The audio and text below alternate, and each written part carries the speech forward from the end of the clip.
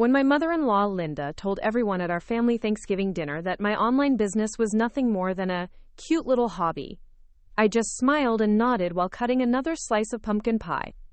What she didn't know was that my hobby had already generated more revenue in 6 months than her precious son Michael made in an entire year at his corporate job. She thought I was some naive girl from Phoenix who got lucky marrying into her successful family. She was about to discover just how wrong she was. Before we jump back in, tell us where you're tuning in from, and if this story touches you, make sure you're subscribed, because tomorrow, I've saved something extra special for you. My name is Sarah Chen, though I kept my maiden name much to Linda's ongoing disapproval. I'm 28 years old, originally from Phoenix, Arizona, where I grew up in a middle-class family that valued hard work and independence. My parents, both immigrants who built their small restaurant from nothing, taught me that success comes from persistence and smart planning, not from seeking approval from others. After graduating from Arizona State University with a degree in digital marketing, I moved to Denver for what I thought would be a temporary marketing position at a tech startup. That's where I met Michael at a coffee shop near the office district downtown. Michael Rodriguez seemed like everything I thought I wanted in a partner. He was stable, kind, and had what everyone called a good job as a project manager at a mid-sized construction company. He drove a reliable Honda Civic, had a neat apartment in a decent neighborhood, and could discuss weekend plans that didn't revolve around ramen noodles and student loan payments. After dating for 18 months, he proposed during a skiing trip to Vail, and I said yes because I genuinely loved him and thought we shared the same values about building a life together. What I didn't fully understand until after our wedding was that Michael came with Linda Rodriguez attached like a permanent advisor, critic, and self-appointed family CEO. Linda had been a retail manager at various department stores for over 20 years, and she wore this experience like a badge of authority on all matters related to career advancement and financial security. She lived in a perfectly maintained ranch house in Lakewood with Michael's father, Roberto, who worked as a foreman for the city's public works department. To Linda, their lifestyle represented the pinnacle of responsible adult achievement, complete with a mortgage they'd been paying for 15 years, 2 car payments, and a savings account that might cover 3 months of expenses, if absolutely necessary. From our very first meeting, Linda made it clear that she had specific expectations for Michael's wife, and I didn't quite fit the profile she'd envisioned. She would have preferred someone local, preferably Catholic, definitely someone whose career path she could understand and approve of. Marketing, especially digital marketing, fell into what Linda dismissively called those computer jobs that weren't quite real in her estimation. She often mentioned her friend Carol's daughter, who worked as a nurse at Presbyterian St. Joseph Hospital, as an example of a, quote, practical career choice that helps people. During our engagement period, Linda's questions about my work always carried an undertone of skepticism, mixed with what she probably thought was helpful concern.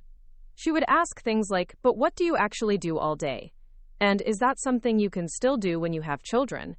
When I explained that I managed social media campaigns and developed content strategies for small businesses, her eyes would glaze over with the particular look people get when they're waiting for you to finish talking about something they consider irrelevant. The wedding itself became Linda's first major campaign to establish control over our relationship dynamics. She had opinions about everything from the venue to the guest list to the menu choices. But what bothered me most was how she consistently positioned herself as the expert on what Michael would prefer. She would make statements like, Michael has always been traditional about these things, or, the Rodriguez family usually does it this way, as if I were an outsider being gradually educated about family customs I should adopt. After the wedding, Linda's involvement in our daily life decisions became more pronounced and more intrusive. She would call Michael at work to discuss everything from our grocery shopping choices to our weekend plans, always with suggestions for improvement. She seemed particularly concerned about our financial management, frequently offering advice about budgeting and saving that assumed I was either incompetent or irresponsible with money. Her comments were always framed as caring guidance, but they carried an unmistakable message that I needed supervision. Meanwhile, my actual career was evolving in ways that Linda couldn't see or understand. While working at the Denver tech startup, I had been developing relationships with several small business owners who needed help with their online presence. What started as occasional freelance projects on weekends began generating significant income, and I realized I had stumbled into a market niche that was both lucrative and personally fulfilling. Small business owners, particularly those who had built successful companies through traditional methods, desperately needed someone who could translate their expertise into effective digital marketing strategies. 6 months after our wedding, I made the decision to leave my full-time job and launch my own digital marketing consultancy. This decision horrified Linda on multiple levels. First, it meant giving up what she considered a stable paycheck for the uncertainty of self-employment. Second, it involved working from home, which in Linda's worldview wasn't quite the same as having a, quote, real job that required leaving the house and interacting with colleagues in an office environment. Third, and perhaps most importantly, it meant I was making major life decisions without seeking her input or approval.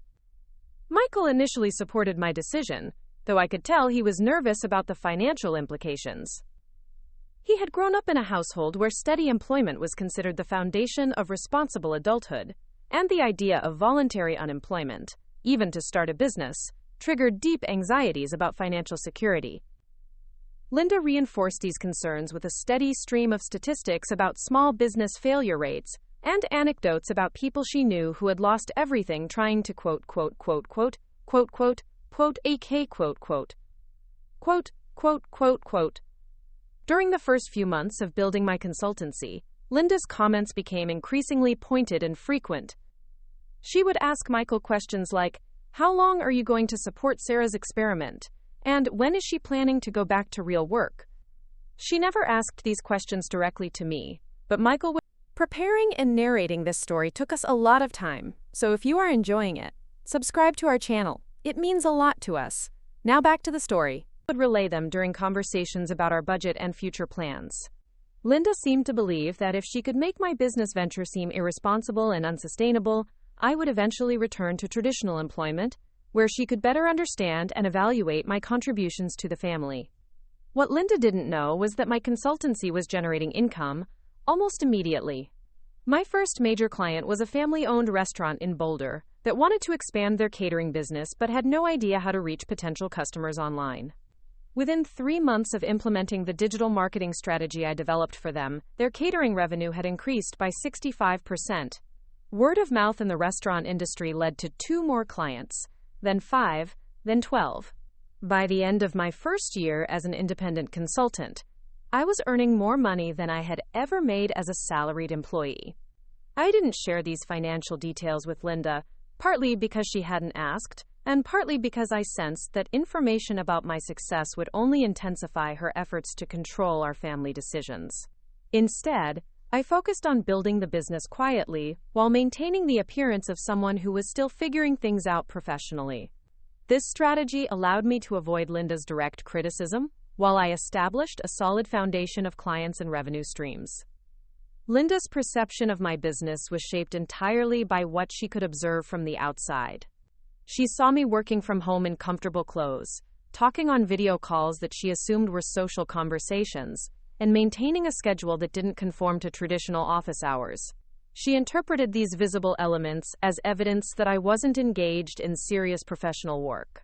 When she asked Michael about my progress, he honestly didn't know how to evaluate my success, because he didn't understand the metrics that mattered in digital marketing. The turning point in Linda's campaign against my business came during a family barbecue in late spring. Linda had invited her friend Carol, along with Carol's daughter Jessica, who worked as a dental hygienist at a practice in Westminster. Throughout the afternoon, Linda orchestrated conversations that highlighted Jessica's professional achievements and job security, while subtly questioning the sustainability of my work situation. She made comments like, "Jessica just got promoted to head hygienist, and her benefits package is incredible," followed by questions to me like, "Sarah, are you handling your own health insurance now, or are you still on Michael's plan?" These conversations were clearly designed to illustrate the contrast between Jessica's traditional career path and my uncertain entrepreneurial venture. Linda seemed to believe that if she could demonstrate the superiority of conventional employment often enough, I would recognize the error of my ways and return to seeking a quote, quote. What she didn't realize was that my business was already generating enough revenue to cover our health insurance premiums, our mortgage payments, and a significant portion of our monthly expenses. The most frustrating aspect of Linda's campaign was how she consistently excluded me from conversations about financial planning and future goals. When she discussed major purchases or vacation plans with Michael, she would frame these conversations as decisions that we needed to make carefully given our current situation. The implication was always that my income couldn't be relied upon for serious financial planning, so any major decisions needed to be based solely on Michael's salary and job security. This dynamic became particularly problematic when Michael and I started discussing the possibility of buying a larger house. We had been living in a small 2-bedroom townhouse since our wedding, and while it was adequate for our current needs, we both wanted more space and a yard where we could eventually accommodate children and pets. Michael was hesitant to take on a larger mortgage without what he considered guaranteed income stability, and Linda reinforced these concerns by suggesting that house hunting should wait until I had, quote, settled into a more predictable career situation. What Michael and Linda didn't know was that I had already been pre-approved for a mortgage that was significantly larger than what we would need for the house we wanted. My business income, properly documented and verified by my accountant, qualified us for loan amounts that would have surprised both of them. I had been quietly working with a mortgage broker and a real estate agent to understand our options, but I hadn't shared this information because I was waiting for the right moment to reveal the true scope of my financial success. Linda's efforts to undermine my business credibility extended beyond private family conversations. She began making comments at social gatherings and community events that positioned my work as a temporary phase that everyone was patiently tolerating. When neighbors or church friends asked about my business, Linda would respond with statements like, "Sarah's trying her hand at some online work, but we're helping her explore more stable options." These comments were always delivered with a tone of loving concern, but they effectively communicated that my business wasn't worth taking seriously. The most revealing aspect of Linda's behavior was how she consistently failed to ask substantive questions about my actual work or achievements. She never inquired about my clients, my revenue growth, or my plans for expanding the business. Her questions were always focused on when I would transition back to traditional employment, not on whether my current work was successful or fulfilling. This pattern suggested that Linda had already decided my business was unsustainable, and she was simply waiting for reality to confirm her assumptions. By the fall of our second year of marriage, Linda's campaign had intensified to the point where she was actively researching job opportunities that she thought would suit my background and temperament. She would send Michael links to job postings at local companies, along with messages about application deadlines and salary ranges. She had appointed herself as my unofficial career counselor, despite having no understanding of my actual skills, interests, or financial situation. The irony of Linda's behavior was that while she was focused on helping me find stability, my business had achieved exactly the kind of financial security she claimed to value. I had established ongoing contracts with 8 regular clients, built a waiting list of potential customers, and saved enough money to cover our living expenses for over a year without any income from Michael's job. My business had not only survived its first year, but had grown to the point where I was considering hiring an assistant to help manage the increasing workload. Linda's inability to recognize the success of my business reflected deeper assumptions about what constituted legitimate work and valuable contributions to family financial security. In her worldview, real careers required traditional credentials, conventional schedules, and predictable advancement paths that could be easily understood and evaluated by people outside the industry. My business, with its focus on digital strategies and online client relationships, didn't fit these criteria, so Linda dismissed it as something that wasn't quite real or sustainable. The stage was set for a confrontation that would reveal not only the true nature of my business success, but also the extent to which Linda's assumptions about my capabilities and contributions had shaped her treatment of me throughout our relationship. I had been patient, gathering strength and building my business while allowing Linda to maintain her misconceptions. But I was beginning to realize that this situation couldn't continue indefinitely without damaging my marriage and my own sense of self-respect. The question was no longer whether Linda would eventually recognize my business success, but how and when I would choose to reveal the truth about what I had accomplished while she was busy planning my return to conventional employment. The opportunity for that revelation was approaching faster than I had anticipated, and when it came, it would change the entire dynamic of our family relationships in ways that Linda could never have predicted. Linda thought I was some naive girl from Phoenix who got lucky marrying into her successful family. She was wrong about everything, but I didn't rush to correct her misconceptions because I was waiting for her to reveal the full extent of her interference in our lives. I knew that the more boldly she acted on her assumptions about my incompetence, the more devastating her eventual humiliation would be when the truth emerged. Besides, building my empire quietly while she orchestrated her campaign against me was far more satisfying than engaging in petty arguments that would only make me look defensive. My strategy of patient observation had been serving me well since the early days of our marriage. While Linda focused on what she perceived as my professional shortcomings, I was methodically documenting every instance of her manipulation and control. I kept detailed records of her unsolicited career advice, her attempts to influence Michael's decisions about our finances, and her efforts to position herself as the authority on what constituted appropriate choices for our household. This documentation wasn't born from paranoia or spite, but from a growing recognition that Linda's behavior followed predictable patterns that would eventually escalate to a point where I would need evidence to protect my marriage and my business.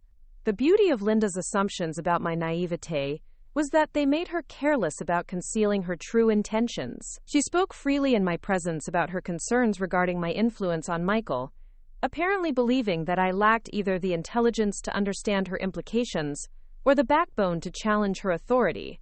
During family gatherings, she would make comments like, "Michael has always been so responsible with money until recently," or, "I hope Sarah understands that marriage requires practical thinking, not just following dreams." These statements were designed to plant seeds of doubt about my judgment while positioning Linda as the voice of wisdom and experience. What Linda didn't realize was that her transparent attempts at manipulation were actually providing me with valuable insights into her long-term strategy. She wasn't simply expressing concern about my business venture. She was systematically working to undermine my credibility and influence within the family structure. Her goal appeared to be establishing herself as Michael's primary advisor on all major decisions, effectively reducing me to a junior partner whose opinions could be dismissed as unrealistic or immature. The pattern became most obvious during conversations about our future plans. Whenever Michael and I discussed possibilities like buying a house, planning a vacation, or making any significant purchase, Linda would insert herself into the conversation with questions about our financial readiness that were clearly directed at my ability to contribute meaningfully to these goals. She would ask Michael privately whether we could really afford various expenses, always with the implication that my income was too unpredictable to factor into serious financial planning. Linda's interference extended beyond financial matters into more personal areas of our relationship. She had strong opinions about when Michael and I should start a family, where we should live, and how we should spend our leisure time. Her recommendations always reflected her own values and lifestyle preferences, with little consideration for what Michael and I might actually want for ourselves. When I expressed different preferences or questioned her suggestions, Linda would respond with the patient tone of someone explaining obvious facts to a child who hadn't yet learned how the world really worked. The most insidious aspect of Linda's campaign was how she used her relationship with Michael to circumvent my direct involvement in decisions that affected both of us. She would call Michael at work to discuss topics like insurance options, retirement planning, or major purchases, framing these conversations as necessary family business that required immediate attention. By the time Michael came home and mentioned these discussions to me, Linda had already influenced his thinking and positioned her perspective as the reasonable, responsible approach to whatever issue was at hand. I began to understand that Linda's ultimate goal wasn't simply to see me return to traditional employment, but to establish a family dynamic where she maintained significant control over major decisions affecting our household. My business success threatened this dynamic because it demonstrated my capability and independence in ways that made her guidance appear unnecessary and intrusive. If I could build a profitable company without her input or approval, It raised uncomfortable questions about what other areas of our lives might not require her ongoing supervision. Rather than confronting Linda directly about her behavior, I decided to use her assumptions about my passivity as a strategic advantage. I continued to present myself as someone who was still figuring things out professionally, while quietly building the kind of business success that would eventually make her interference irrelevant. This approach required considerable self-restraint, particularly when Linda's comments became more pointed and condescending, but I recognized that premature confrontation would only escalate the conflict without achieving the decisive victory I was planning. My business continued to grow throughout this period, largely because Linda's skepticism had no impact on my actual clients or revenue streams. While she was focused on convincing Michael that my work wasn't sustainable, I was signing new contracts and expanding my service offerings in response to increasing demand. The disconnect between Linda's perception of my situation and my actual professional reality was becoming more pronounced each month. But I maintained the illusion that her concerns might be justified by avoiding detailed discussions about my financial progress. The challenge of managing this deception was that Michael genuinely didn't understand the scope of my business success. He knew that I was earning some money from my consulting work, but I hadn't shared specific numbers or explained the full range of services I was providing to clients. This wasn't because I wanted to deceive him, but because detailed discussions about my revenue and growth projections would inevitably reach Linda through their regular conversations about our household finances. Michael's lack of awareness about my business success created some awkward moments when Linda's criticism became particularly harsh. He would sometimes defend me by acknowledging that I was trying hard or learning as I went, which actually reinforced Linda's narrative that my business was a struggling venture that might eventually succeed with enough patience and guidance. These well-intentioned defenses often made me sound more desperate and uncertain than I actually was, but I understood that Michael was doing his best to support me while managing his mother's concerns. The most frustrating aspect of this dynamic was watching Linda interpret Michael's diplomatic responses as validation of her assessment of my situation. When Michael acknowledged that we were, quote, taking things one step at a time financially, Linda heard confirmation that my income was inadequate for serious planning. When he mentioned that I was still building my client base, she understood this as evidence that my business lacked the stability necessary for long-term security. These misinterpretations weren't entirely Michael's fault, but they demonstrated how Linda's preconceptions shaped her understanding of any information she received about my work. Linda's confidence in her assessment of my situation led her to become increasingly bold about offering unsolicited advice and making plans that assumed my eventual return to traditional employment. She began researching local companies that might be good fits for my background, collecting job postings that she thought aligned with my skills, and even reaching out to her network of friends and acquaintances to inquire about potential opportunities. These efforts were presented as helpful gestures, but they clearly reflected Linda's assumption that my current work situation was temporary and unsustainable. The irony of Linda's job search efforts was that the positions she identified typically offered salaries that were significantly lower than what I was already earning through my consulting work. She would excitedly tell Michael about administrative positions that paid $35,000 annually, or marketing coordinator roles that offered $42,000 with benefits, apparently believing that these opportunities represented major improvements over my current situation. Her enthusiasm for these modest salary ranges revealed how completely she had misjudged the financial success of my business. Linda's misconceptions about my earning potential extended to her assumptions about our household budget and spending capacity. She frequently made comments about expenses that we supposedly couldn't afford, from restaurant meals that cost more than $20 per person to vacation plans that involved staying in hotels rather than budget motels. Her concern about these expenditures was based on her calculation of what Michael's salary could reasonably support, with no consideration for the possibility that my income might be substantial enough to make such expenses easily manageable. The most revealing example of Linda's financial assumptions occurred when Michael mentioned that we were considering upgrading from our current townhouse to a single-family home with a yard.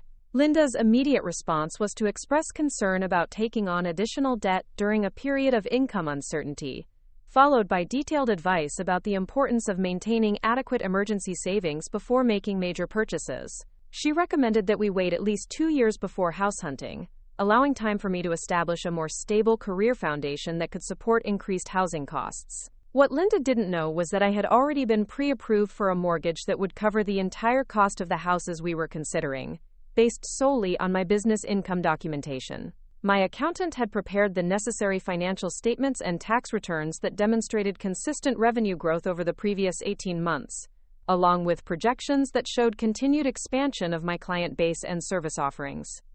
The mortgage broker had been impressed by the stability and growth trajectory of my business, particularly given the relatively short time period since I had launched the consultancy.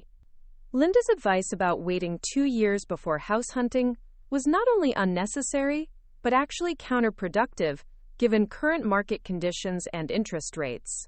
My real estate agent had identified several properties that would be excellent investments at current prices, and delaying our purchase would likely result in paying more for equivalent homes as the market continued to appreciate.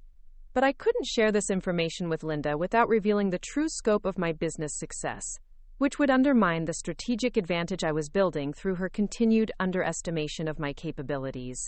The tension between maintaining my cover and protecting our actual financial interests became more challenging as Linda's interference intensified. She began scheduling regular coffee meetings with Michael to discuss our household budget and financial planning, always with recommendations that assumed my income was either negligible or unreliable. These conversations were creating unnecessary stress for Michael, who was caught between his desire to support my business and his mother's insistence that we needed more conservative financial planning based on traditional employment income. Linda's campaign reached a new level of intrusiveness when she offered to help us create a formal household budget that would ensure responsible financial management during this transitional period. She had prepared a detailed spreadsheet that allocated Michael's salary across various expense categories, with minimal allowance for discretionary spending and no consideration of income from my business. Her budget recommendations included suggestions for reducing our current lifestyle expenses and building larger emergency savings before considering any major purchases or investments. The condescending nature of Linda's budgeting assistance was particularly galling, because my actual financial management was far more sophisticated and successful than anything she was proposing. I had been working with a financial advisor to diversify my investment portfolio, maximize tax advantages through my business structure, and plan for long-term wealth building that would support our goals for homeownership, family planning, and retirement security. Linda's basic budgeting spreadsheet reflected the financial management approach of someone who had never earned enough money to require complex planning strategies. Despite the frustration of watching Linda orchestrate increasingly elaborate schemes to manage our finances and career decisions, I recognized that her behavior was providing me with valuable documentation of her true character and intentions. Every unsolicited piece of advice, every attempt to circumvent my involvement in family decisions, and every assumption about my incompetence was building a comprehensive record of her manipulative approach to family relationships. This documentation would prove invaluable when the time came to confront her behavior and establish appropriate boundaries. The most important aspect of my strategic patience was recognizing that Linda's campaign against my business credibility would eventually create the perfect opportunity for a dramatic revelation of the truth. The more confidently she asserted her assessment of my situation, the more spectacular her humiliation would be when my actual financial success became undeniable. I was building toward a moment when Linda's misconceptions would be exposed not just to our immediate family, but to the broader network of friends and relatives who had been listening to her commentary about my professional inadequacies. The key to timing this revelation effectively was waiting for Linda to commit herself publicly to a position that would be impossible to retreat from once the truth emerged. I needed her to make statements about my business and our financial situation that were so definitive and condescending that her subsequent embarrassment would serve as a permanent deterrent to future interference. This required patience and self-control, but I understood that one perfectly executed confrontation would be more effective than months of smaller arguments that would only escalate the ongoing conflict. As Linda's behavior became more aggressive and intrusive, I began to prepare for the eventual confrontation by organizing the documentation that would prove my business success beyond any possibility of doubt or deflection. This included financial statements, client testimonials, revenue projections, and tax returns that would demonstrate not only my current earning capacity, but also the sustainable growth trajectory of my consulting practice. I wanted to ensure that when the moment came to reveal the truth, Linda would have no opportunity to minimize or dismiss the evidence of her complete misjudgment of my capabilities and contributions to our household financial security. For 18 months since Michael and I had settled into married life in Denver, our family gatherings followed the same predictable rhythm. Linda would host elaborate Sunday dinners at her ranch house in Lakewood, complete with her famous green chile enchiladas and carefully orchestrated seating arrangements that positioned her at the head of the table, where she could guide conversations and monitor family dynamics. These gatherings served multiple purposes for Linda, functioning simultaneously as demonstrations of her domestic expertise, opportunities to dispense advice and guidance to family members, and platforms for reinforcing the social hierarchy that placed her at the center of all important family decisions and communications. The routine rarely varied in its essential elements. Roberto would arrive early to help Linda prepare side dishes and set up the dining room, though his contributions were generally limited to tasks that Linda specifically assigned and supervised. Michael's younger sister Carmen would drive over from her apartment in Westminster with whatever boyfriend she was currently dating, always arriving precisely on time because Linda had made it clear that punctuality was a sign of respect for the effort she put into these meals. Michael and I would typically be the last to arrive, partly because our townhouse was the farthest from Linda's home, and partly because I often had client calls that ran longer than anticipated on Sunday afternoons. Linda's approach to these family dinners reflected her broader philosophy about maintaining family cohesion through structured social interaction and clear expectations about appropriate behavior and conversation topics. She discouraged discussions that might lead to conflict or disagreement, preferring to focus on safe subjects like local news, upcoming holidays, or updates about extended family members who lived in other states. Political topics were generally avoided, not because Linda lacked strong opinions, but because she preferred to maintain her position as a unifying figure rather than risk alienating family members who might disagree with her perspectives. The conversations at these dinners typically followed patterns that had been established over years of family tradition. Linda would begin with updates about her work at the department store, sharing anecdotes about difficult customers or changes in store policy that demonstrated her expertise and professional competence. Roberto would contribute stories about his projects with the City Public Works Department, usually focusing on practical challenges like road repair schedules or equipment maintenance issues that showcased his hands-on problem-solving abilities. Carmen would provide carefully edited summaries of her social life and work situation, always emphasizing positive developments, while downplaying any challenges or setbacks that might prompt unwanted advice from Linda. Michael's contributions to these dinner conversations generally focused on his work at the construction company, though he was careful to frame his updates in ways that emphasized stability and progress rather than revealing any concerns about job security or workplace conflicts. Linda clearly appreciated hearing about Michael's professional achievements and seemed to view his steady employment as validation of the values and work ethic she had instilled during his upbringing. These conversations about Michael's career often led to broader discussions about the importance of reliable employment and long-term financial planning, topics that Linda used to reinforce her perspective on appropriate life choices for responsible adults. My own participation in these dinner conversations had evolved into a delicate balancing act between providing enough information to seem engaged while avoiding topics that might trigger Linda's concerns about my business or our household financial management.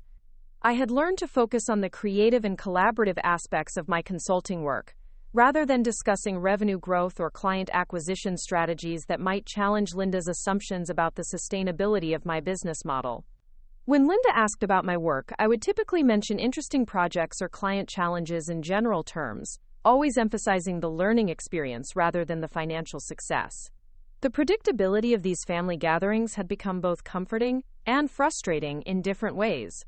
On one hand, the consistent structure provided a reliable opportunity for Michael and me to maintain connections with his family while avoiding the kinds of dramatic conflicts that could damage long-term relationships.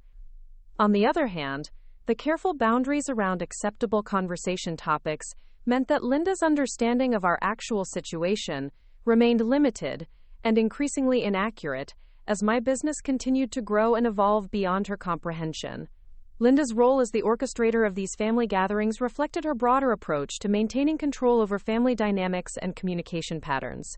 She seemed to view herself as responsible for ensuring that family relationships remained harmonious and supportive, which in practice meant managing information flow and preventing conversations that might disrupt the established social order. This approach worked reasonably well for addressing surface-level family interactions, but it created significant blind spots when it came to understanding the real challenges and opportunities that individual family members were experiencing in their personal and professional lives.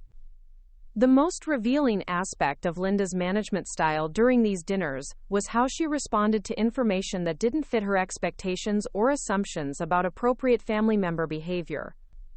When Carmen mentioned dating someone who worked as a freelance photographer, Linda's immediate response was to express concern about the financial stability of creative careers and suggest that Carmen consider whether this relationship aligned with her long-term goals for security and family planning. When Roberto mentioned a coworker who had started a small landscaping business on weekends, Linda's reaction focused on the risks of entrepreneurship rather than the potential benefits of additional income or professional satisfaction.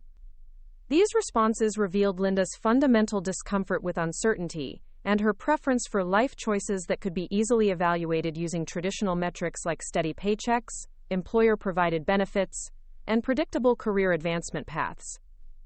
This perspective wasn't necessarily wrong for people who prioritized security over opportunity, but it created significant communication barriers when applied to family members whose goals and circumstances didn't align with Linda's preferred approach to risk management and financial planning. The limitations of Linda's worldview became most apparent when she attempted to provide guidance about situations that fell outside her direct experience or expertise. Her advice about career development was based primarily on her observations of retail management hierarchies and Roberto's experiences in municipal employment, neither of which provided relevant insights for navigating the complexities of entrepreneurship or contemporary professional service industries. Her recommendations about financial planning reflected the strategies that had worked for her own household, but didn't account for the different opportunities and challenges that might apply to people with different income sources or financial goals. Despite these limitations, Linda's confidence in her ability to provide valuable guidance never seemed to waver, and family members had learned that challenging her advice directly was more likely to create conflict than to generate productive discussions about alternative approaches. This dynamic meant that Linda's misconceptions about various family situations were rarely corrected through direct feedback, allowing her assumptions to persist and sometimes intensify over time as she interpreted subsequent events through the lens of her original assessments. My own strategy for managing this dynamic had been to avoid providing information that would either confirm or contradict Linda's assumptions about my business situation, instead focusing on maintaining pleasant social interactions that didn't require detailed discussions about topics where we might fundamentally disagree. This approach had been successful in avoiding direct conflict, but it also meant that Linda's understanding of my actual circumstances was becoming increasingly disconnected from reality, as my business success continued to exceed her expectations about what was possible through entrepreneurial ventures.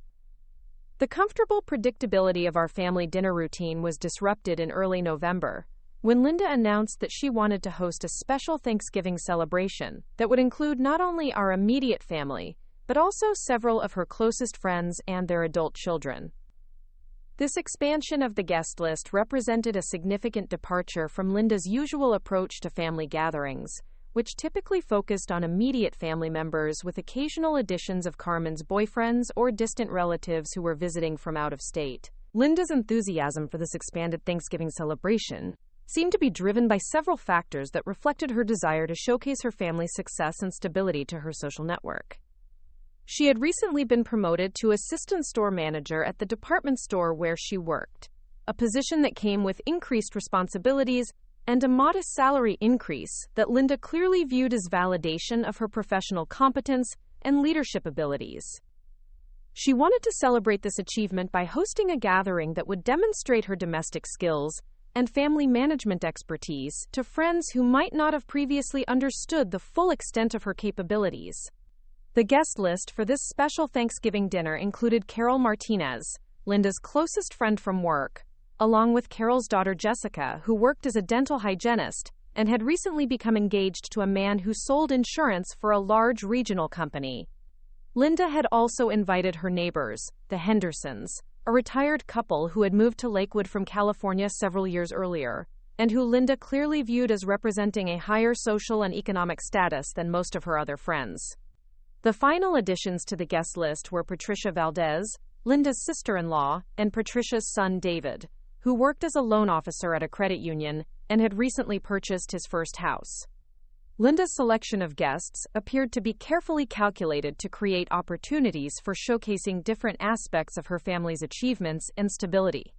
Carol and Jessica would provide an audience for discussions about traditional career success and family planning, topics where Linda felt confident about her ability to present Michael and Carmen as examples of responsible young adults who had made appropriate life choices. The Hendersons represented an opportunity to demonstrate that Linda's family was socially and culturally sophisticated enough to maintain friendships with people from more affluent backgrounds. Patricia and David would serve as witnesses to the family's financial responsibility and long-term planning capabilities. The expanded guest list also created new opportunities for Linda to position herself as a knowledgeable advisor and successful family matriarch, whose guidance had contributed to the achievements of her children and their spouses.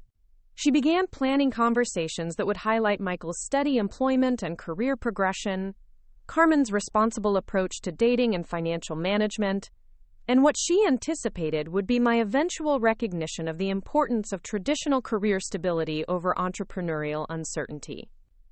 Linda's preparation for this special Thanksgiving dinner involved significantly more planning and coordination than her usual family gatherings. She spent weeks developing a menu that would demonstrate her culinary skills while accommodating the dietary preferences and restrictions of all the invited guests. She researched conversation topics that would be interesting and appropriate for the diverse group, focusing on subjects like local community development, holiday traditions, and general updates about family achievements that would reflect positively on her role as a family leader. The most significant aspect of Linda's preparation was her apparent intention to use this gathering as an opportunity to address what she viewed as my uncertain career situation in a supportive but public context. She had mentioned to Michael that she thought the dinner would be a good opportunity for me to hear success stories from other young adults who had found stability through traditional employment, with the implication that these examples might encourage me to reconsider my commitment to entrepreneurship in favor of more conventional career choices. Linda's plan for addressing my career situation during the Thanksgiving dinner reflected her belief that social pressure and peer examples would be more effective than direct criticism in encouraging me to make what she considered more responsible life choices. She seemed to think that hearing about Jessica's job security and benefits package, David's successful home purchase, and other examples of traditional career success would naturally lead me to recognize the advantages of conventional employment over the uncertainty of running my own business. What Linda didn't understand was that her planned intervention would actually create the perfect opportunity for me to reveal the true scope of my business success in a context where her assumptions about my situation would be most dramatically contradicted. The presence of multiple witnesses, including people outside our immediate family, would make any revelation of my actual financial achievements more impactful and harder for Linda to dismiss or minimize through subsequent private conversations. The irony of Linda's strategy was that her effort to demonstrate my need for guidance and redirection would instead provide the ideal platform for exposing the complete inaccuracy of her assessment of my capabilities and achievements.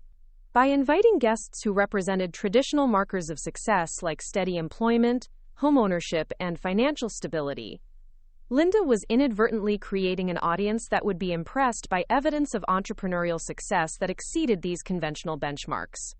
As the date for the special Thanksgiving dinner approached, Linda's excitement about the event continued to grow, along with her confidence that the gathering would serve her intended purpose of encouraging me to reconsider my career choices. She began sharing details about the guest list and menu planning with family members, always emphasizing the opportunity for meaningful conversations about life goals and career development that would benefit everyone in attendance. Michael seemed somewhat uncertain about Linda's plans for the dinner, particularly her apparent intention to focus attention on my career situation in front of guests who didn't know me well. He had suggested to Linda that the dinner might not be the appropriate venue for serious discussions about personal decisions, but Linda had dismissed his concerns by emphasizing the value of learning from the experiences of successful peers and the importance of family support during transitional periods. Carmen had been more direct in questioning whether Linda's plans for the dinner were appropriate, pointing out that putting me in a position where I might feel pressured to defend my career choices in front of strangers could create unnecessary tension and discomfort for everyone involved. Linda's response had been to frame Carmen's concerns as evidence that she didn't fully understand the importance of providing guidance and support to family members who were facing important life decisions. The stage was set for a confrontation that would reveal not only the true nature of my business success, but also the extent to which Linda's assumptions about appropriate family dynamics and her role as a provider of wisdom and guidance were based on incomplete information and misplaced confidence in her ability to assess situations that fell outside her direct experience and expertise. Linda had transformed her dining room into what could only be described as a museum exhibition celebrating traditional American success stories. She had arranged Michael's college diploma in a prominent position on the sideboard, alongside his Employee of the Month certificates from the construction company and even his high school honor roll certificates that she had apparently been saving for over a decade. The coffee table displayed carefully arranged photo albums showing family milestones like graduations, Michael's promotion ceremonies, and pictures from their annual camping trips to Rocky Mountain National Park. She had even created small informational cards next to various items, as if guests might need guidance to properly appreciate the significance of each achievement. The guest preparation extended beyond simple decoration into what appeared to be a carefully orchestrated presentation designed to showcase the Rodriguez family as a model of responsible middle-class prosperity. Linda had prepared talking points about each family member's accomplishments and future plans, complete with statistics about job security in various industries and anecdotes about the importance of steady career progression. She had researched conversation starters that would naturally lead to discussions about homeownership, retirement planning, and the benefits of employer-provided health insurance, topics that would allow her to demonstrate the wisdom of conventional career choices while subtly highlighting the risks associated with entrepreneurial ventures. The most elaborate aspect of Linda's preparation was the strategic seating arrangement she had designed to maximize opportunities for meaningful conversations between guests who could learn from each other's experiences. She had positioned Jessica Martinez, the dental hygienist, directly across from me so that Jessica could easily share details about her job security, benefits package, and recent engagement to someone with stable employment.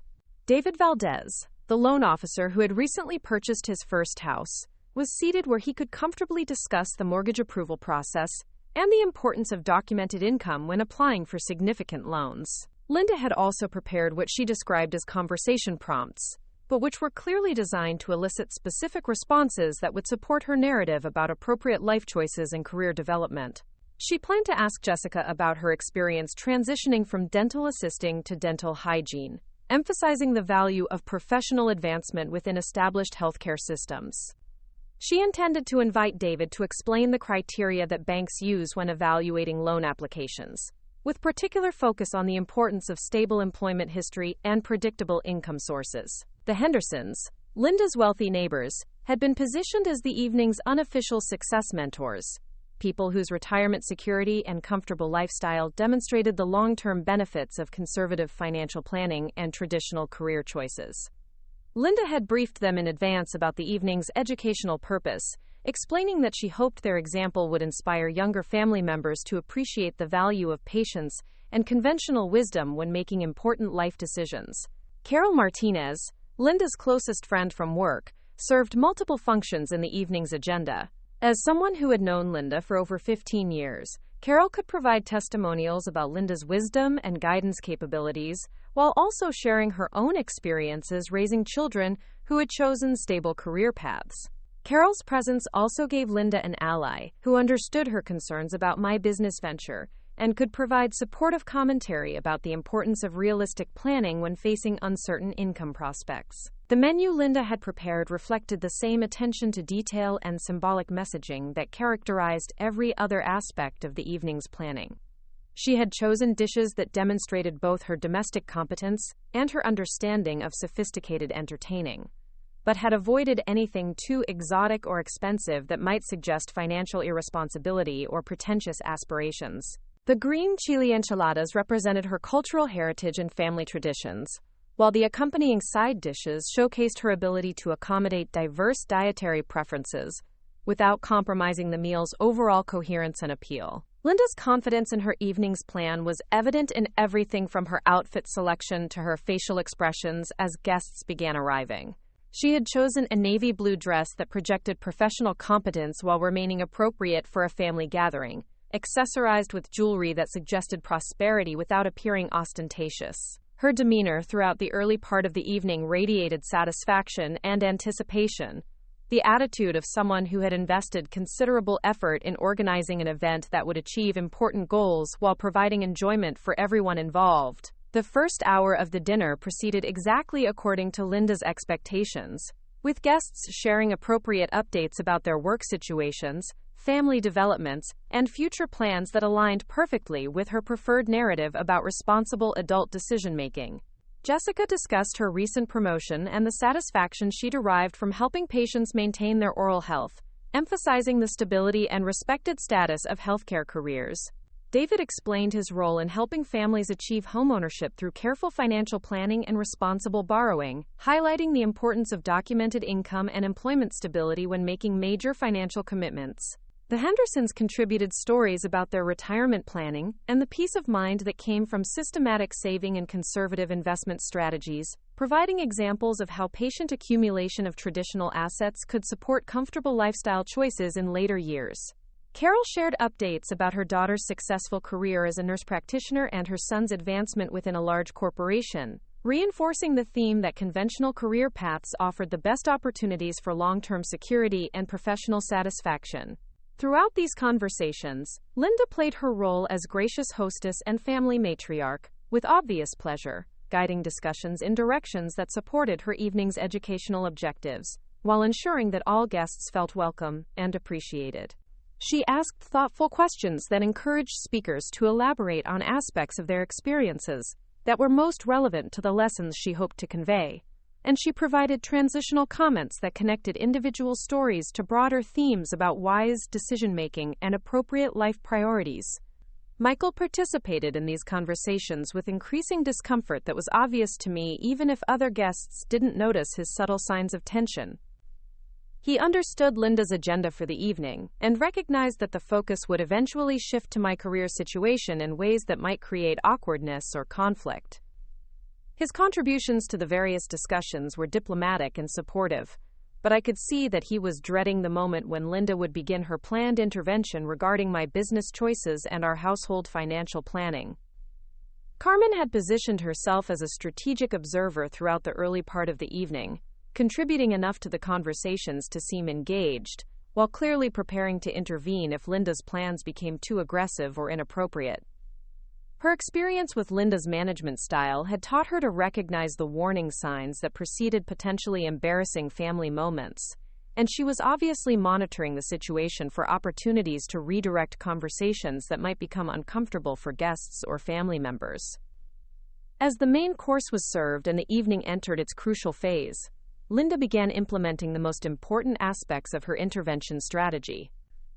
She started by asking me directly about my recent experiences with client development and business planning, framing her questions in ways that seemed supportive, while actually inviting responses that would reveal the challenges and uncertainties associated with entrepreneurial ventures.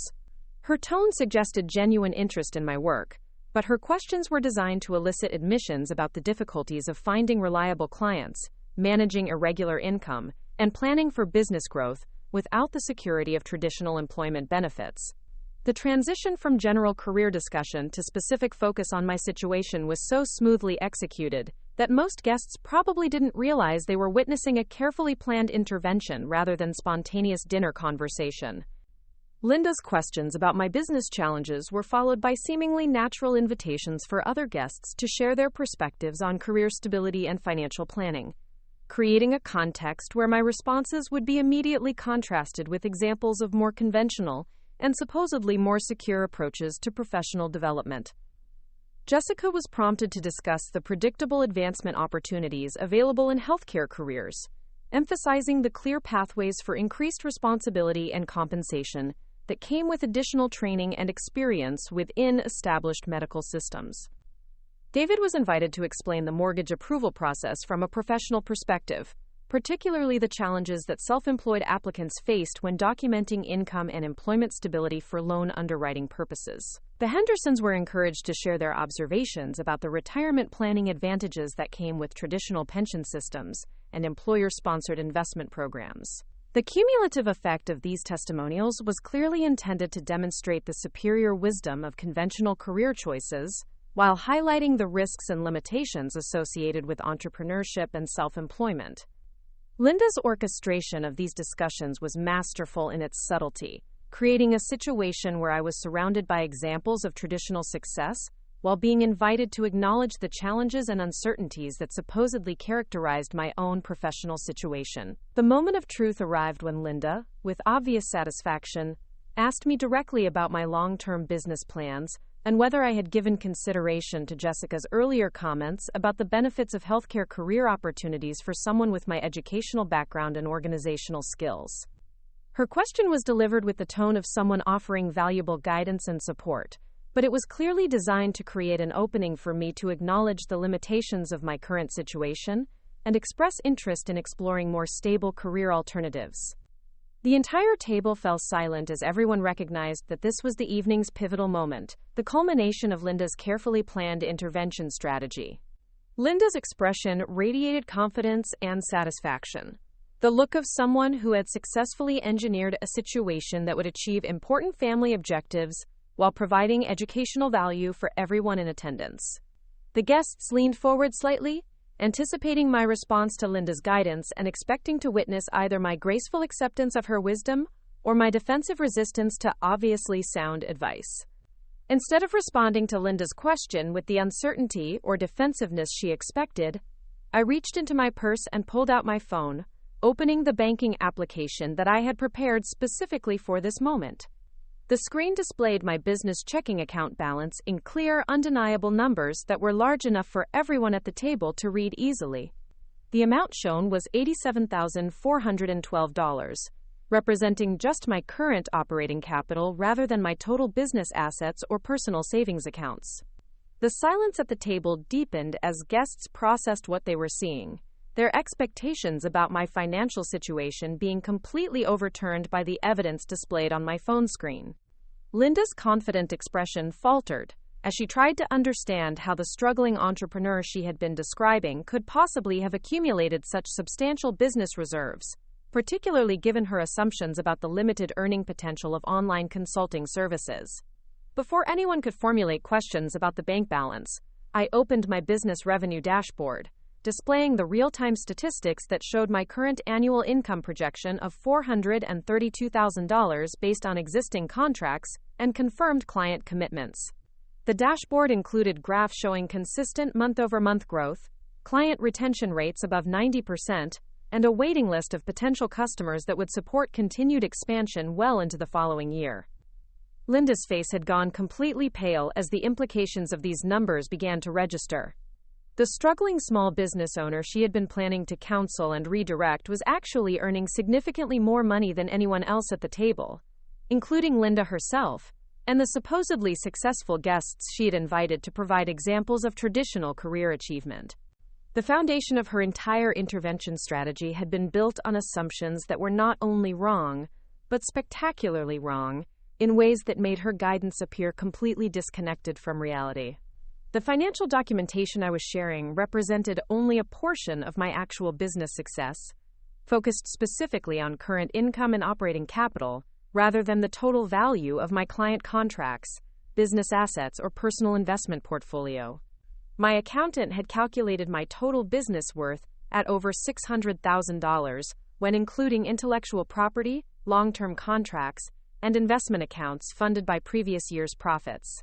The mortgage pre-approval letter in my purse showed financing capacity for house purchases up to $800,000 based solely on my documented business income.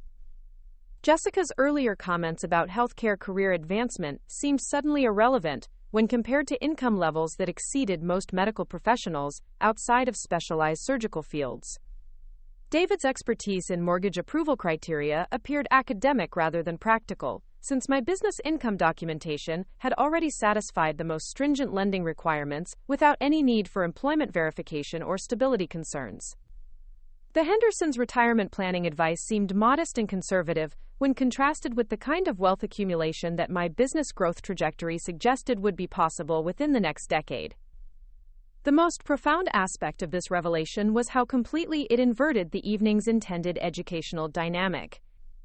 Instead of learning from guests about the wisdom of traditional career choices, everyone at the table was witnessing evidence that entrepreneurial success could exceed conventional benchmarks in ways that made established career paths appear limited and conservative, rather than wise and secure.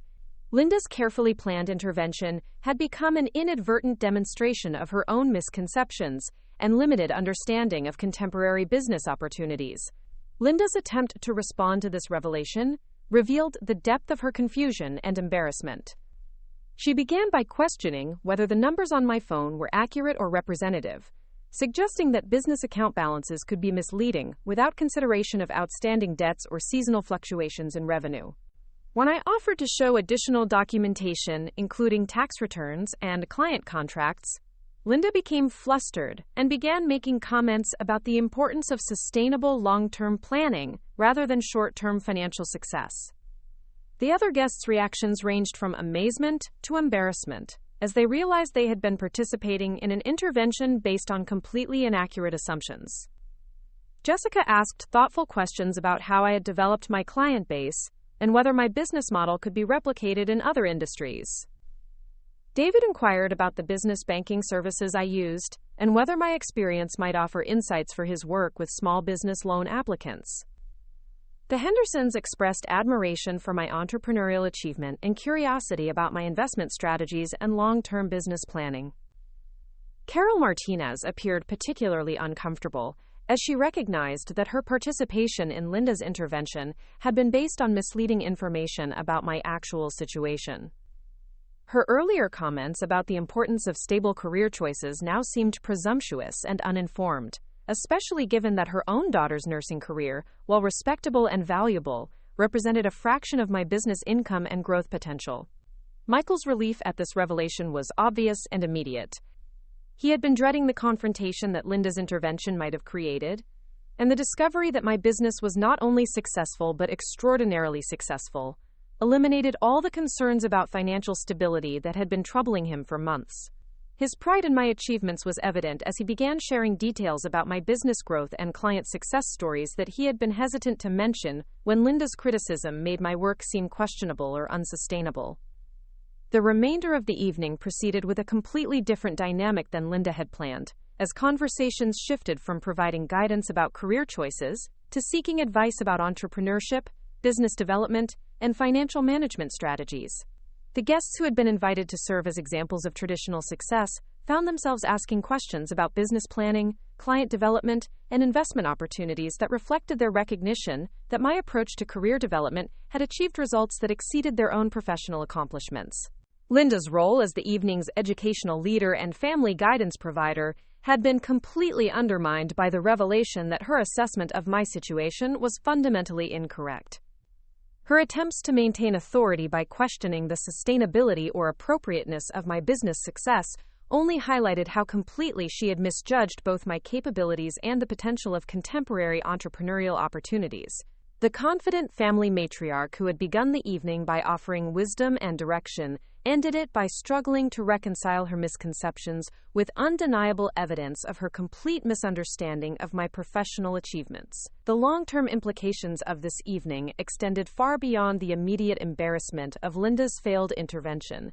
The public nature of her miscalculation, witnessed by friends and extended family members, established clear boundaries regarding her authority to provide guidance about career decisions and financial planning.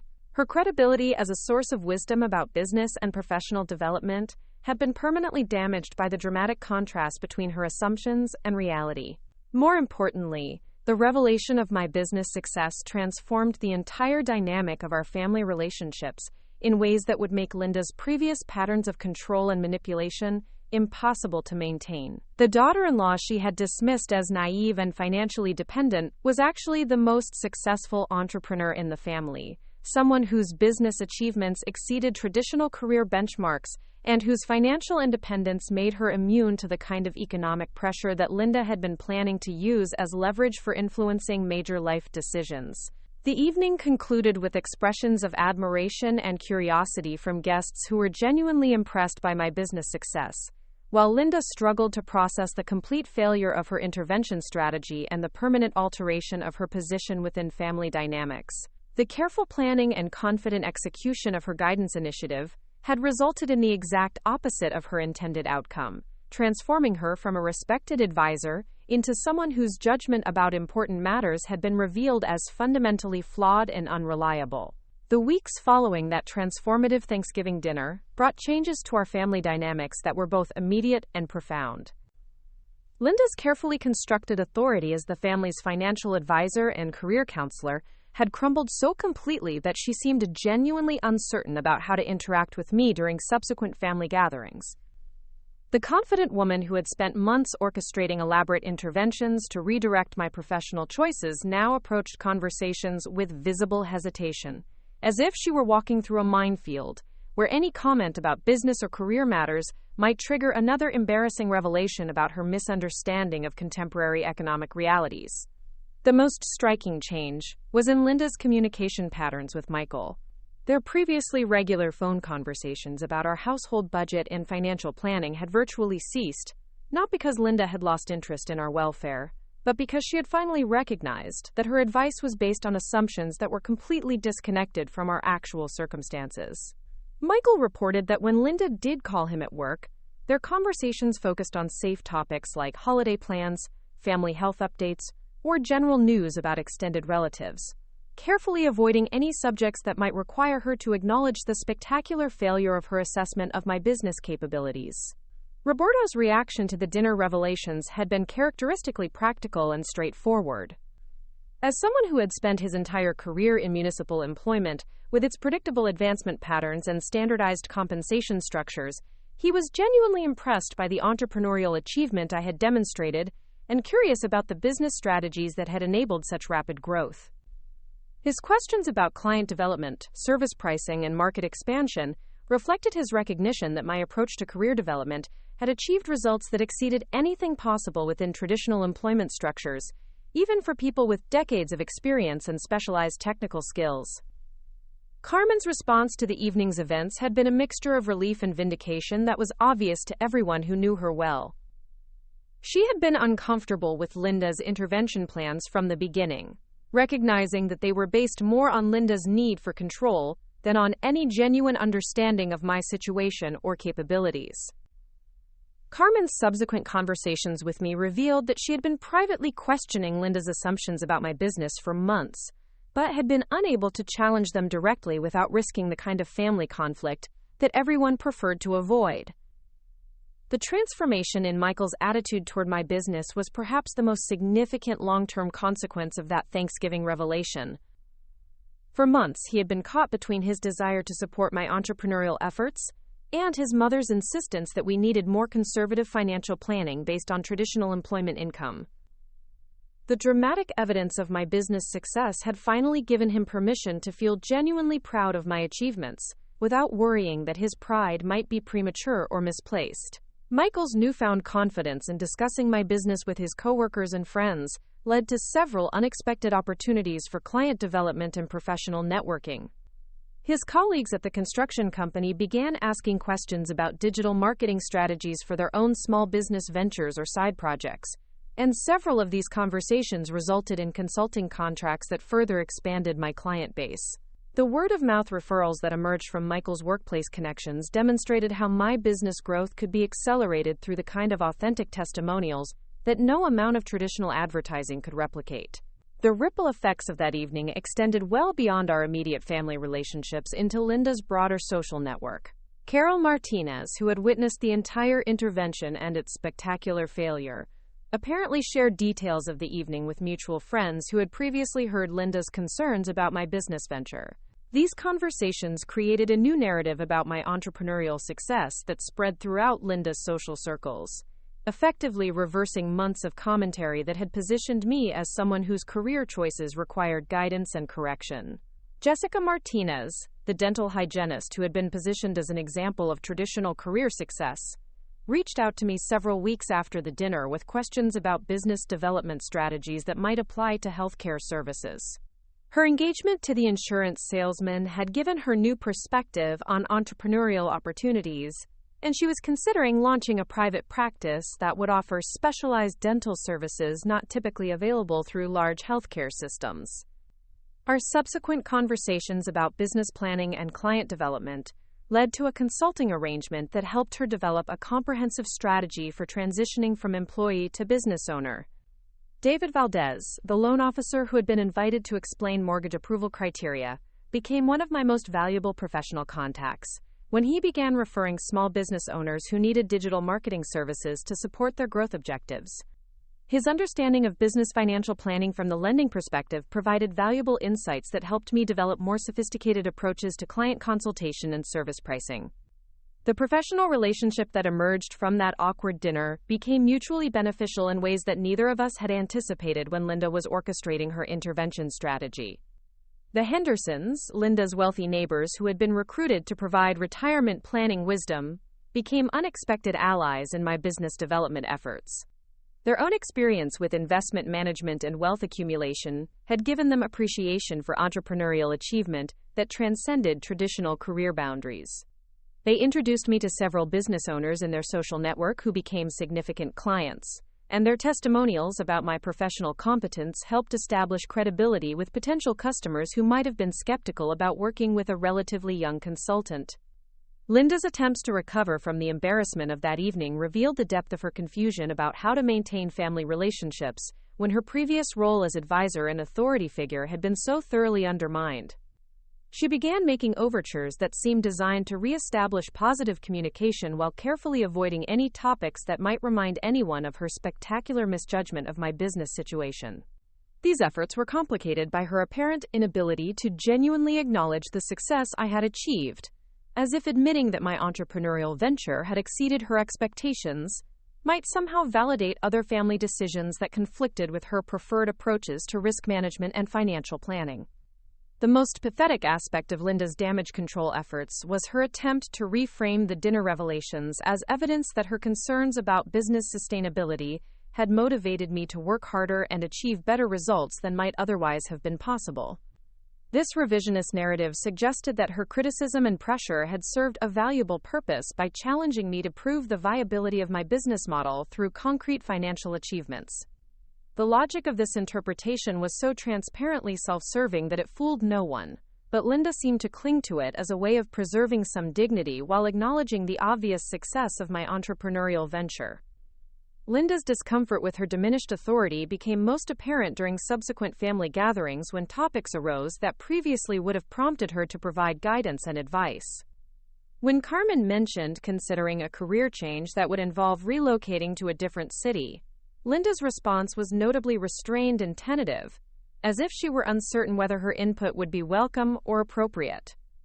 When Roberto discussed potential early retirement options, Linda listened carefully, but offered minimal commentary, apparently recognizing that her financial planning expertise had been revealed as limited compared to the sophisticated wealth management strategies that my business success had enabled me to explore. The transformation in family dynamics extended beyond Linda's reduced authority to include new patterns of communication and decision-making that reflected my established credibility as someone whose judgment about business and financial matters had been validated through demonstrable achievement. Michael began consulting with me about his own career development opportunities, recognizing that my understanding of contemporary employment markets and negotiation strategies might offer insights that traditional career counseling couldn't provide. Carmen started asking questions about entrepreneurship and business planning, curious about whether the strategies that had worked for my consulting practice might be applicable to her own professional interests and goals.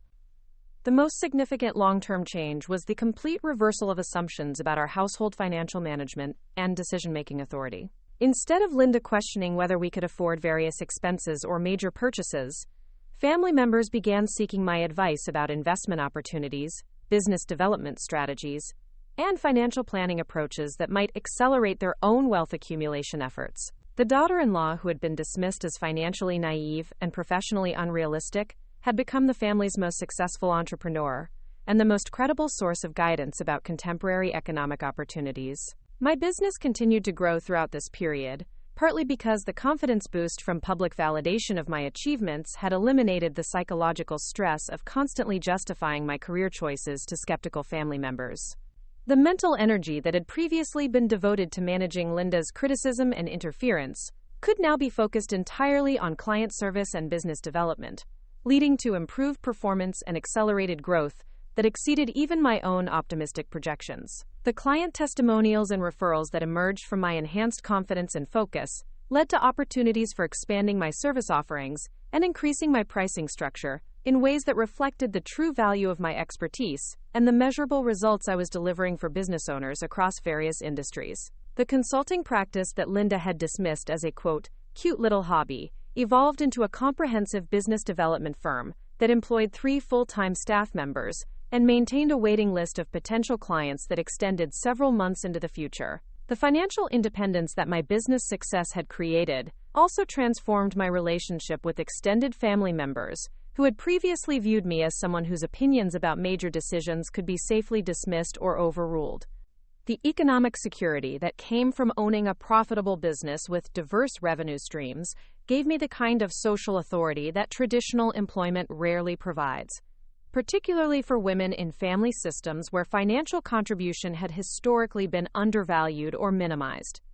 Linda's friends and social contacts began approaching me directly with questions about business development and entrepreneurial opportunities, effectively bypassing Linda's previous role as the intermediary who managed information flow and communication patterns within her social network. These direct conversations often revealed that Linda's commentary about my business had been far more critical and dismissive than she had ever admitted to family members, suggesting that her public intervention at Thanksgiving dinner represented only a small portion of the negative narrative she had been spreading about my professional capabilities and financial prospects. The contrast between Linda's private criticism and my demonstrated success created credibility problems for her that extended well beyond family relationships into her broader social and professional circles. Colleagues at the department store where she worked began asking questions about my business after hearing conflicting accounts of my entrepreneurial achievement, and Linda found herself in the awkward position of trying to explain why her previous assessments had been so inaccurate without acknowledging the extent of her interference in my career decisions. The most satisfying aspect of this transformation was watching Linda struggle to maintain her self-image as a wise and experienced advisor, while being forced to confront evidence that her understanding of contemporary business opportunities was limited and outdated.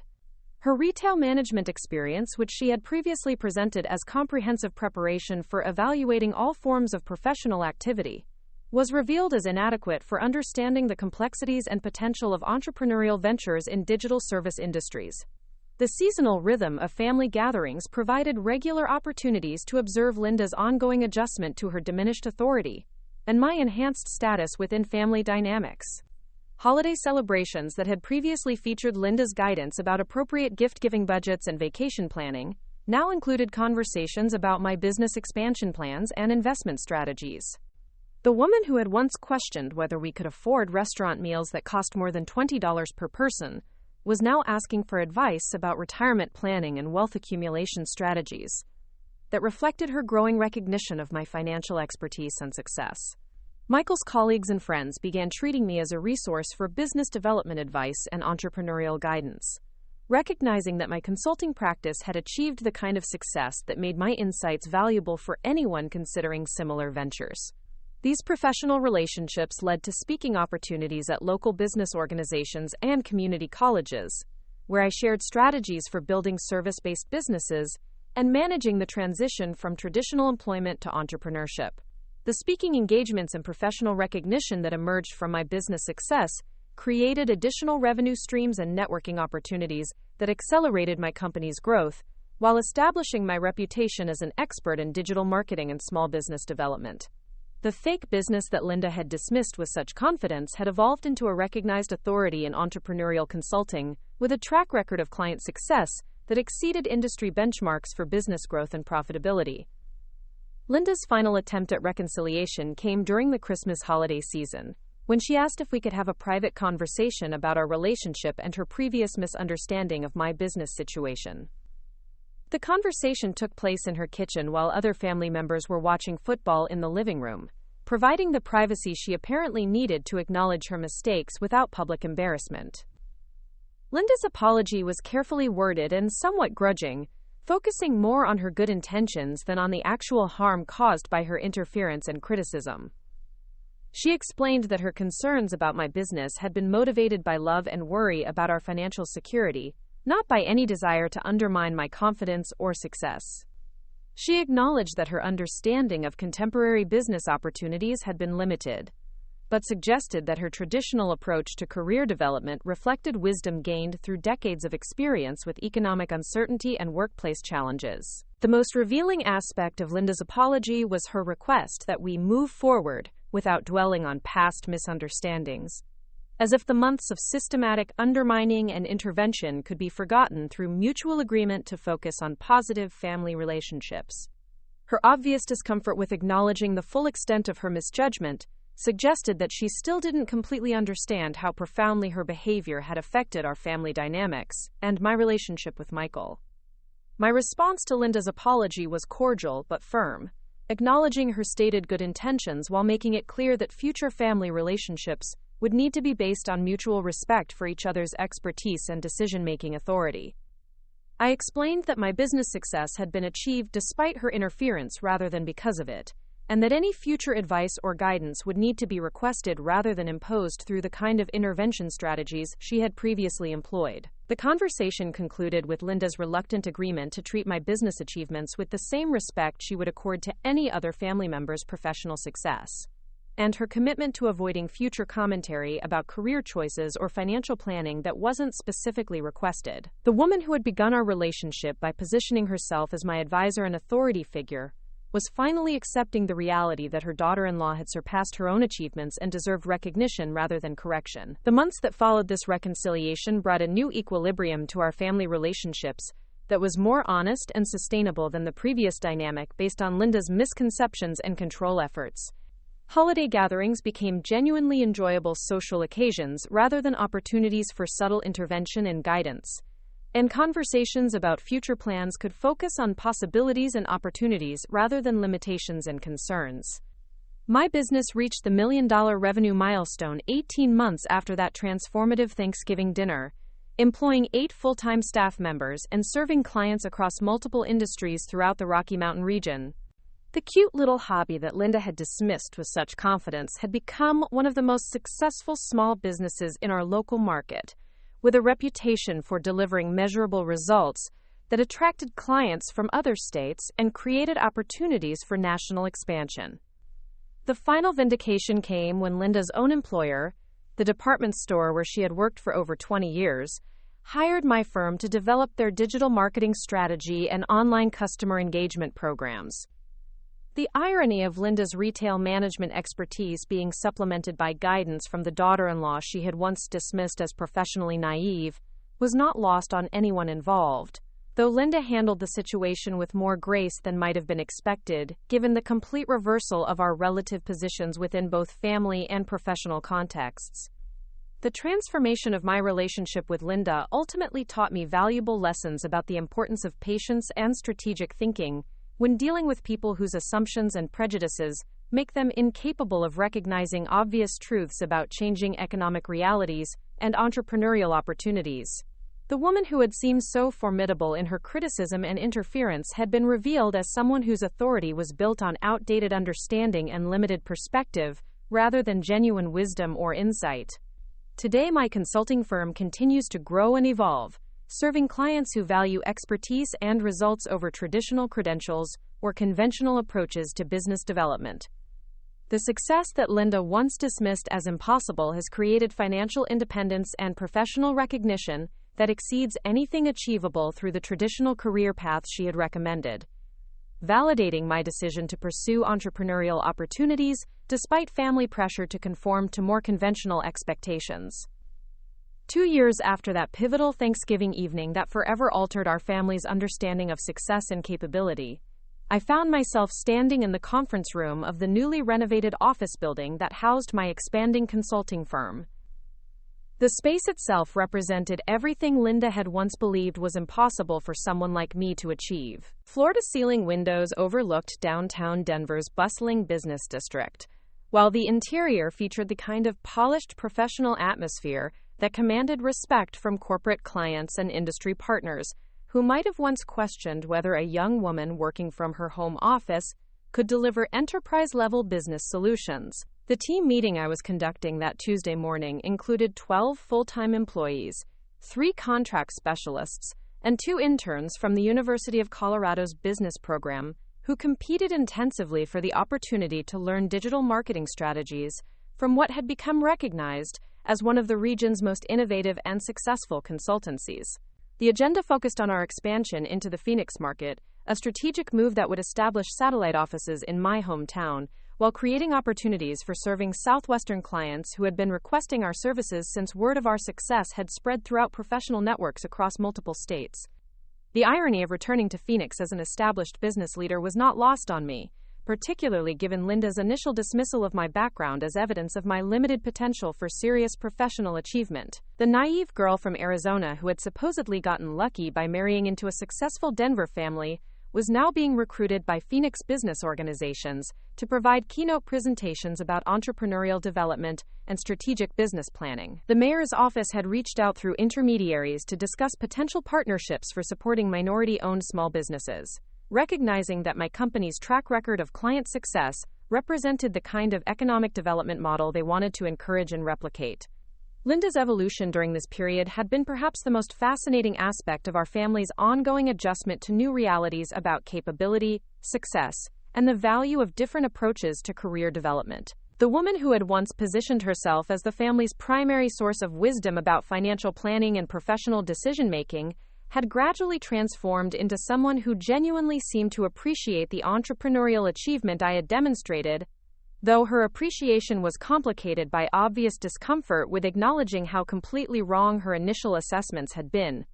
Her attempts to establish a new relationship dynamic that acknowledged my business success while preserving some semblance of her previous authority had resulted in increasingly awkward conversations, where she would simultaneously praise my achievements and offer unsolicited advice about managing growth challenges or maintaining work-life balance.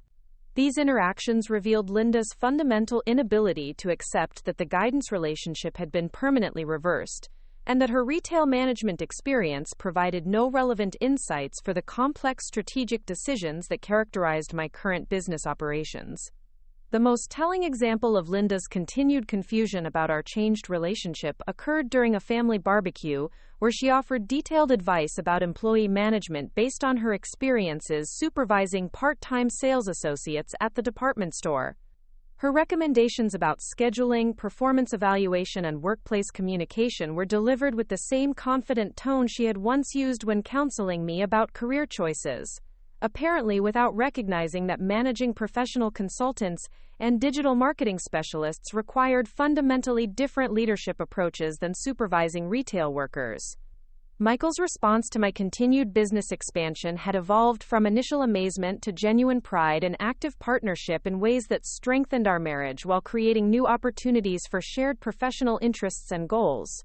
His construction industry contacts had become valuable sources of referrals for small business owners who needed marketing support, and his practical understanding of project management had provided useful insights for streamlining our client service processes and delivery timelines. The financial security that my business success had created allowed us to make major life decisions based on our preferences and goals rather than economic constraints or family expectations about appropriate choices for responsible adults. We had purchased a custom-built home in Cherry Hills Village, complete with a home office suite that could accommodate client meetings and video conferences with the sophisticated technology infrastructure that modern consulting work required. The house itself served as a subtle but unmistakable symbol of the entrepreneurial success that Linda had once dismissed as unrealistic and unsustainable. Roberto's fascination with my business development had led to regular conversations about entrepreneurship and strategic planning that revealed his own unfulfilled ambitions for starting a small contracting business focused on municipal infrastructure projects. His decades of experience with city government operations had given him unique insights into procurement processes and regulatory requirements that could provide competitive advantages for the right kind of business venture. Our discussions about his potential entrepreneurship had evolved into informal consulting sessions where I helped him develop business plans and market analysis strategies that could support his transition from employee to business owner. The transformation in Roberto's perspective about career possibilities demonstrated how my success had influenced family members' thinking about professional development and financial planning in ways that extended far beyond the immediate impact on Linda's authority and our household dynamics.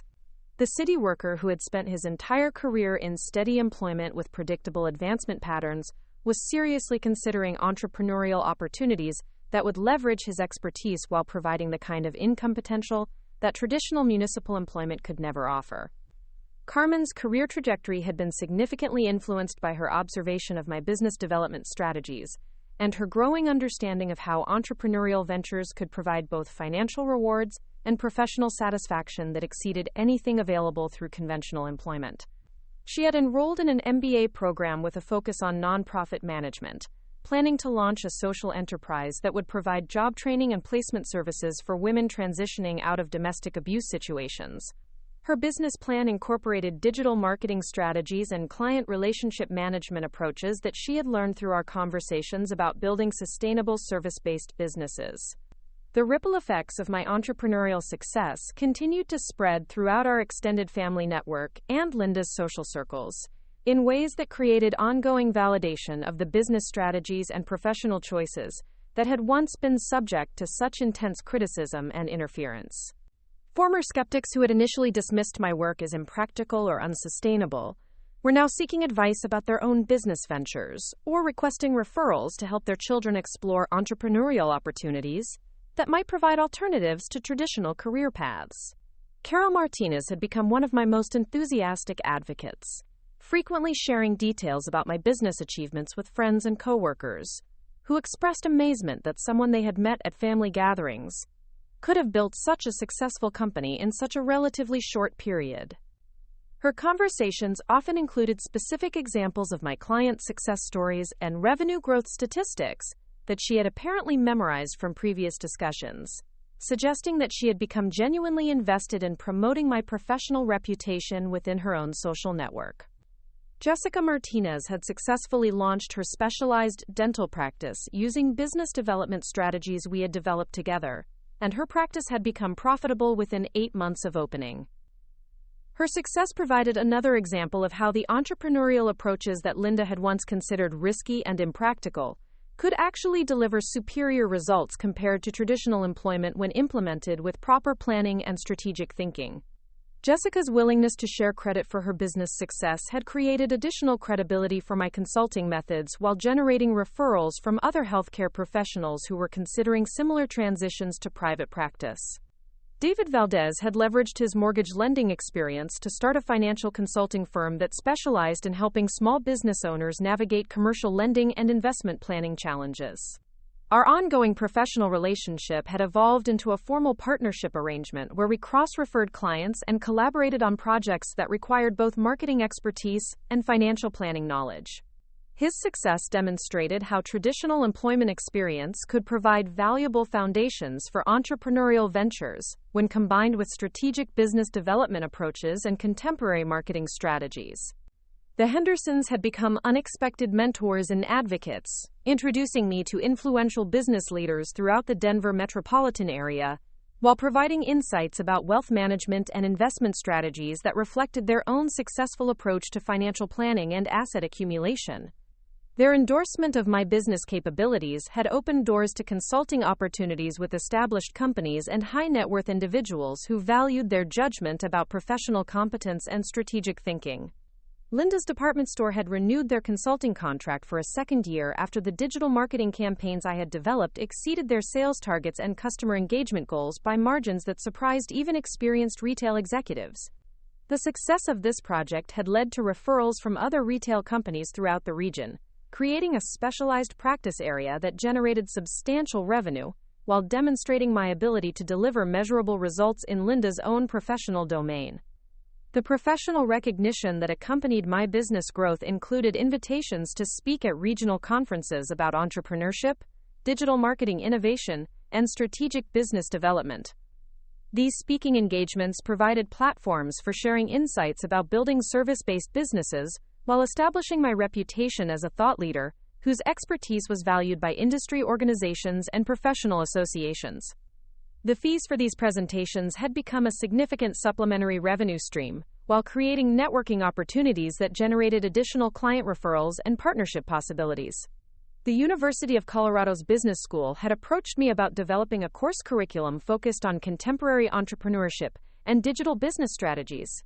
Recognizing that my practical experience with building a successful consulting firm could provide valuable learning opportunities for students who were considering alternatives to traditional corporate career paths. The opportunity to influence future entrepreneurs while generating additional income through academic partnerships represented exactly the kind of professional diversification that Linda had once claimed was impossible without advanced degrees and established institutional credentials.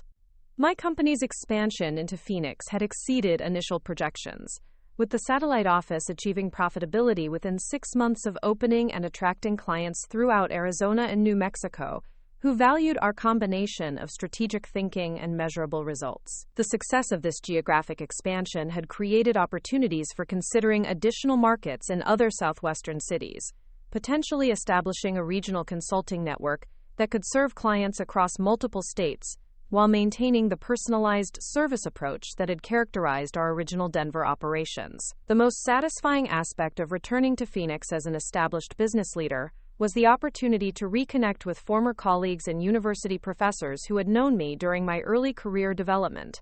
Their amazement at what I had accomplished since leaving Arizona provided ongoing validation of the entrepreneurial choices that had once seemed risky and uncertain, while their requests for advice about their own business ventures demonstrated how professional success could create opportunities for mentoring and supporting others who were facing similar career transition challenges.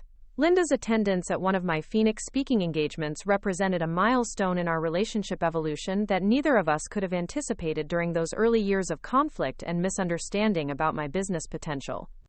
She had flown to Arizona specifically to hear my presentation at a women's business conference, sitting in the audience while I discussed strategies for overcoming skepticism and building credibility in competitive professional environments.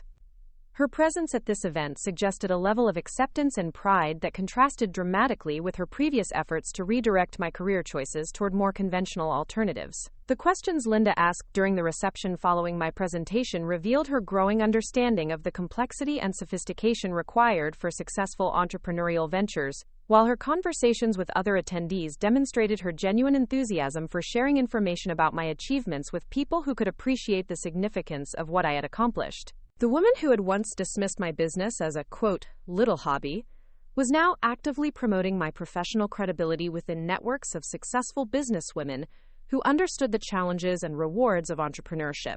Michael's decision to leave his construction company position and join my firm as operations director represented the ultimate validation of our business success, while creating new opportunities for combining his project management expertise with my strategic planning and client development capabilities. His transition from traditional employment to entrepreneurship demonstrated his confidence in our company's stability and growth potential, while providing the kind of partnership approach to business development that neither of us could have achieved independently. The expansion of our team to include Michael's skills and industry connections had accelerated our growth trajectory, while creating opportunities for pursuing larger consulting projects that required diverse expertise and substantial resource commitments. Corporate clients who had previously viewed us as a boutique consultancy were now recognizing our capability for handling enterprise-level engagements that could generate significant revenue while establishing our reputation within competitive markets that valued proven track records and measurable results. Roberto's decision to launch his municipal contracting business using strategies we had developed together had created another family entrepreneurship success story, while validating the business development approaches that had worked for my consulting firm. His first year of independent contracting had generated income that exceeded his previous municipal salary, while providing the kind of professional satisfaction that comes from building something significant rather than simply maintaining existing systems and processes. The network of successful entrepreneurs that had emerged from our family's transformation included not only immediate family members, but also extended relatives and friends who had been inspired by our various business ventures to explore their own entrepreneurial opportunities.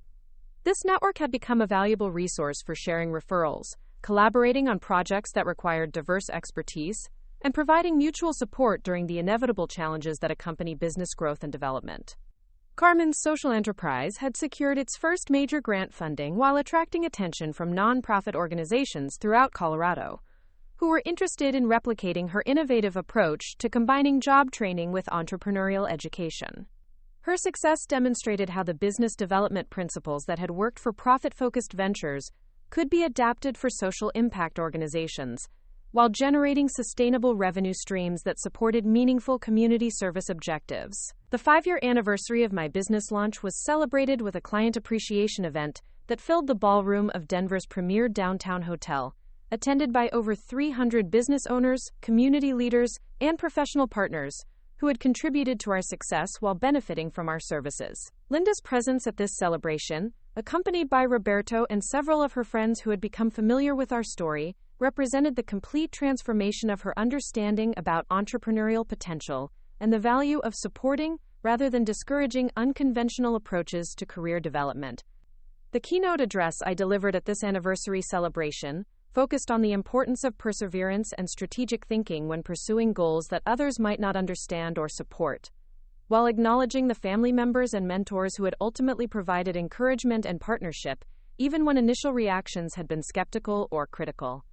Linda's emotional response to these acknowledgments suggested that she had finally achieved genuine peace with the dramatic reversal of expectations and assumptions that had characterized our relationship evolution.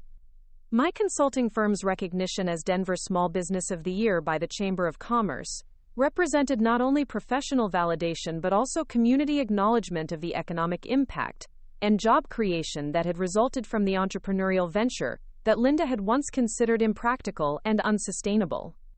The award ceremony provided another opportunity for Linda to experience pride in family achievements, while demonstrating to her social network that her daughter-in-law's business success represented genuine accomplishment rather than temporary good fortune. The business autobiography I had begun writing during quieter moments reflected on the journey from skeptical family dynamics to entrepreneurial success, while offering insights that might benefit other women who were facing similar challenges in building credibility for unconventional career choices. The book project had attracted interest from publishers who recognized the market appeal of stories that combined business strategy with family relationship dynamics, suggesting potential opportunities for additional revenue streams while sharing experiences that could inspire and guide other aspiring entrepreneurs. Today, as I review the strategic plans for our company's continued expansion into additional markets and service areas, I often reflect on the contrast between Linda's initial assumptions about my capabilities and the business empire that has emerged from what she once dismissed as naive optimism about entrepreneurial possibilities. The woman who thought she was protecting her family from financial instability by discouraging my business venture had ultimately witnessed the creation of wealth and professional recognition that exceeded anything achievable through the traditional career paths she had recommended. The legacy of our family's transformation extends beyond individual success stories to include a fundamentally different approach to evaluating opportunities and supporting each other's goals that reflects greater appreciation for diverse paths to achievement and financial security. The rigid assumptions about appropriate career choices that once characterized our family discussions have been replaced by genuine curiosity about innovative approaches to professional development and strategic business planning. Up next, you've got 2 more standout stories right on your screen. If this one hit the mark, you won't want to pass these up. Just click and check them out.